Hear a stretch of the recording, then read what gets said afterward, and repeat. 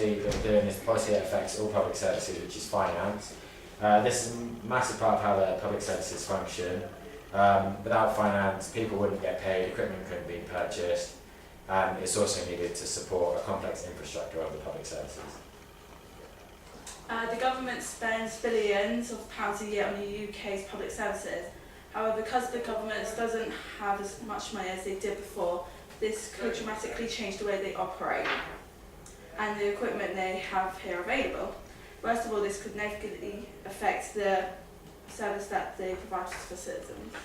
Alternatively, if there's an increase in money for the public services, then the opposite would be true. So if the public services were given more money, services would improve, there'd be more money for equipment, more personnel, and generally, hopefully, the overall service provided to citizens would be better. However, there is an increase in money for the public services, then this could affect how much money other key areas are given, such as education and health. An example of this could be fire station closures, because the government cuts to spending mean that some areas, fire stations being closed down due to the lack of finance, because government can't afford them. This could negatively affect the local area because it will take an increased time for fire response to get to an emergency, and also each fire station will have to cover a larger area.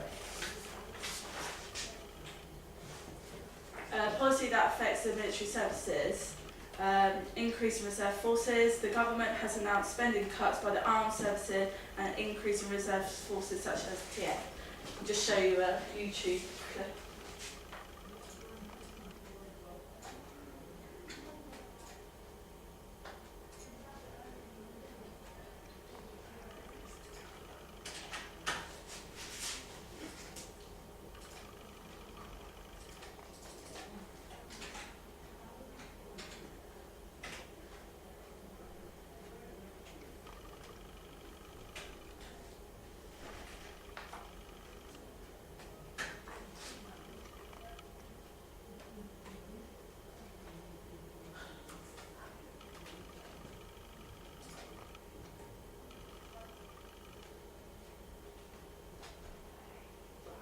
Not since the Napoleonic Wars will the standing army have been so small. But under SDSR, we'll see regular troop numbers reduced from 102,000 now to 82,000 by 2020. And this Thursday will lift the lid on how this reduction will be achieved. We already know that the Territorial Army is going to be beefed up to comprise some 30,000 personnel, to be called upon as needed and probably more frequently. And the Defence Secretary, Philip Hammond, has already said that the regimental system is safe because of the tradition of these historic units, which he says has tangible military benefits. But battalions will see changes. The Telegraph on Saturday reported at least 5 infantry battalions will be cut, with the axe falling on those with a large number of Commonwealth personnel. But the MOD says recruitment criteria is just one area which will determine the future shape of the army, and such speculation only upsets families. So what are the options? Well, battalions could be cut or transformed into Territorial Army units. Others could be merged within their regiments, or a new super regiment, aiding the creation of the Rifles, could be formed, which would help save money by amalgamating locations. A fourth option, reportedly favoured by MPs, already looks dead in the water. The idea of cutting hundreds of personnel from each battalion. While saving people costs, this wouldn't cut the bill anywhere else. Back to the Telegraph again, and today's paper says the whole issue of army restructuring has led to an exodus of generals unhappy with the future shape of their service. The MOD today said this is nonsense. None of the individuals mentioned left because they were disillusioned. Several of those named are still serving with no plans to leave.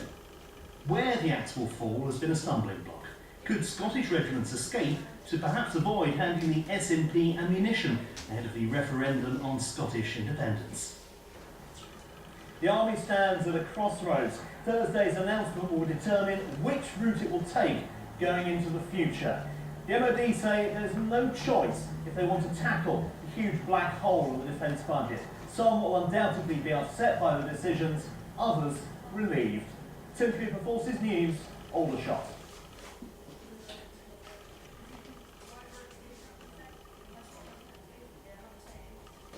So as we see from that video, it says that the troop numbers will reduce from 102,000 to 82,000 by 2020.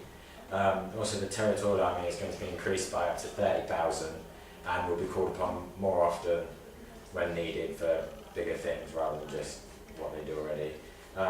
Philip Hammond has said that the regimental army will be safe because of the tradition of these units. He's also said it has distinct military benefits. An advantage of reducing regular troops is that it'll be a lot cheaper to have territorial army, and it could mean that more money will be spent elsewhere for the government. Disadvantages of this would be putting the nation into more danger, meaning that a lot of people could lose their jobs also. This links into finance because government are trying to cut back where they can and save money to repay the deficit. That's it. Policies that affect the blue light services. Back to the fire station posts again. The government has decided to close down approximately 70 fire stations within the UK due to their spending cuts. An example would be in London there are 12 threatened fire stations which face closure.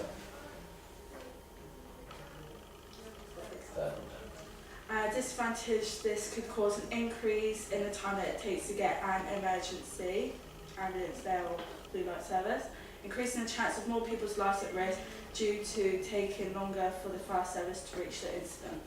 Another disadvantage is government is changing the public services, which is our most important area to fund.